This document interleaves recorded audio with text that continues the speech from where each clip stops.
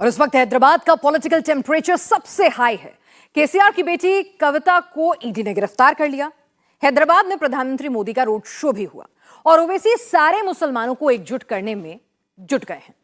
हैदराबाद में जो कभी नहीं हुआ वो सब कुछ हो रहा है इस बार। हैदराबाद की सोच और सियासत बदलने लगी है।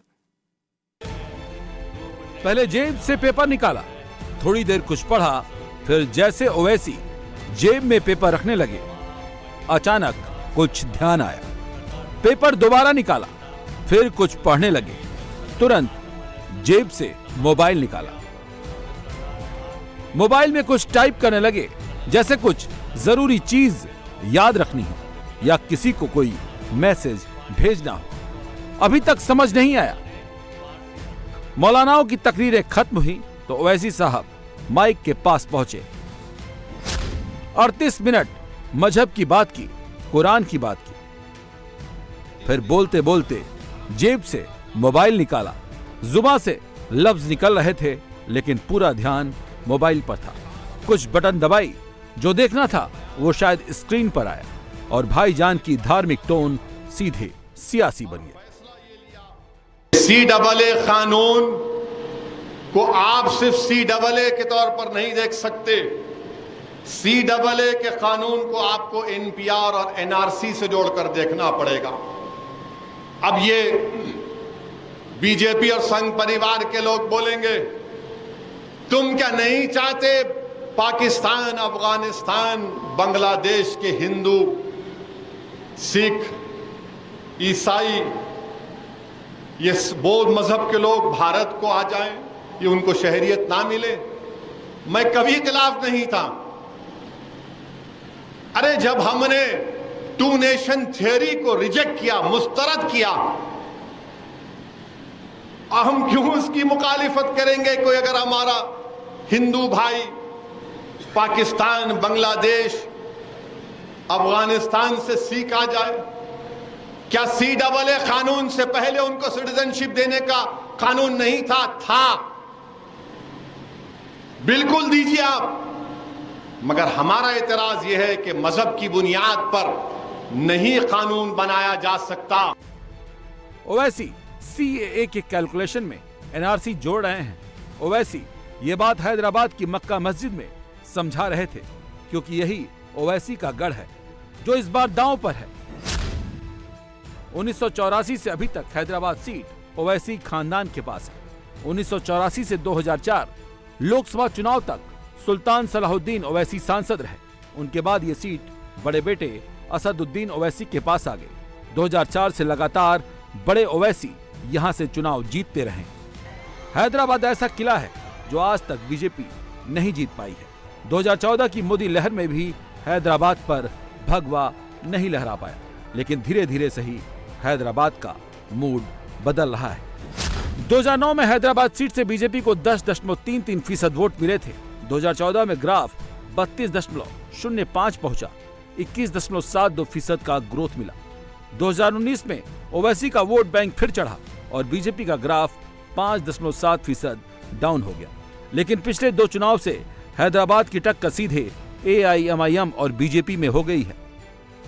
हैदराबाद में बीजेपी कभी AIMIM के लिए चुनौती नहीं थी, लेकिन अब मुकाबला इन दोनों के बीच में है। इस बार बीजेपी ने माधवी लता को ओवैसी के खिलाफ मैदान में उतारा है। माधवी के लिए सब लोग ताली बजाओ भाई। This time he's shaken. He's shaken to the extent that he's changed his language. भाई आप भाषा बदल दिए हो। आप पूरे दुनिया को दिखा रहे हो कि डर शुरू हो गया है। जंग तो इसके पहले ही शुरू हो गया है। Now don't talk peace. A man who never knew what peace is. कान को कुछ अच्छे नहीं लग रहे साहब। तो क्या यही वजह है ओवैसी हैदराबाद में CAA को सबसे बड़ा मुद्दा बनाना चाहते हैं कि NPR और NRC, आसाम में सुप्रीम कोर्ट ने कहा NRC कराओ, 1600 करोड़ रुपए खर्च किए करके सुप्रीम कोर्ट के मातहत NRC हुआ। आसाम में 19 लाख लोग के नाम नहीं आए। कितने? 19 लाख। जिसमें से 10 से 12 लाख हमारे हिंदू भाई हैं, 1.5 लाख मुसलमान हैं। अब जब CAA आ गया तो क्या होगा मालूम आपको? ये मैं नहीं बोल रहा हूं, आसाम के चीफ मिनिस्टर बोल रहे हैं, जो आलाजाद के हेमंतु शर्मा नाम है, बेसु शर्मा, वो कह रहे हैं कि हम CAA से उन 12 लाख हिंदू भाइयों को सिटीजनशिप दे देंगे। ये मैं नहीं बोल रहा हूं। अब वो 1.5 लाख मुसलमान क्या करना? वो 1 लाख 1.5 लाख मुसलमान क्या करना? उनको बोलेंगे आप 1962 में आए क्या? आप 1951 में आए? ओवैसी जो बोलते हैं, जो करते हैं, उसके पीछे बड़ा लॉजिक होता है। हैदराबाद बॉर्डर से लगा हुआ शहर नहीं है, यहाँ पर शरणार्थियों का कोई कैंप भी नहीं है। फिर भी हैदराबाद में ओवैसी पूरे चुनाव को CAA पर लाना चाहते हैं। इसकी वजह मुस्लिम वोट बैंक है। हैदराबाद में 60% मुस्लिम वोटर्स हैं, 35% हिंदू और 5% अन्य। सीधा सीधा फोकस मुस्लिम वोट पर है, लेकिन इस बार ऐसा कुछ होगा जिसके बारे में ओवैसी ने सोचा न होगा। जैसे फिरते रहता है चक्र काल का चक्र। असद भाई तो माहिर है, he'll change any number of statements. Recently he says किसका बाप का जागीर है अयोध्या, उसका छोटा भाई बोलता है 15 मिनट दे दो। These are the people who want to talk about peace. Mister Asad ji, आप बंद करो ये नाटक ड्रामा करना।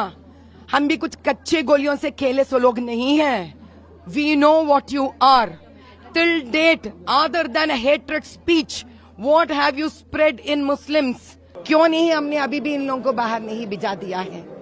क्यों है रजाकारों का राज अभी भी चल रहा? माधवीलता बीजेपी का वो चेहरा है जो हैदराबाद का इतिहास बदल सकता है। ओवैसी की ताकत 60% हैदराबादी मुस्लिम वोट है, जबकि इस 60% में करीब 25% मुस्लिम महिलाएं हैं जो माधवीलता को सुनती हैं।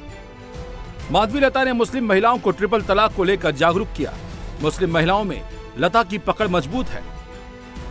मुस्लिम महिलाएं कभी अपनी बात खुलकर नहीं बोल पाती हैं, वोट भी दबाव में देती हैं। लेकिन अब वक्त बदला है। मुस्लिम महिलाओं के बीच UCC भी अहम मुद्दा है।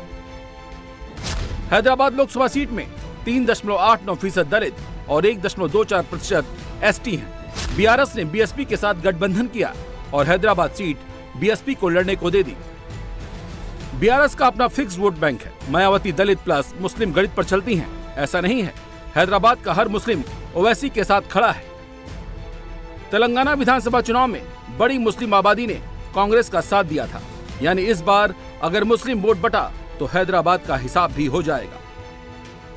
मुस्लिम वोट के लिए ओवैसी का पूरा फोकस CAA है। ओवैसी हर तर्क से CAA को खतरा बता रहे हैं, लेकिन बोलते बोलते ओवैसी अपनी बात में भी फंस गए। उन्होंने पूछा किसके पास पासपोर्ट है और हाथ ज्यादा उठ गए। पासपोर्ट कितने लोगों के पास है? अगर मैं यहां बोलूं हाथ उठाओ, कितने लोगों के पास पासपोर्ट है?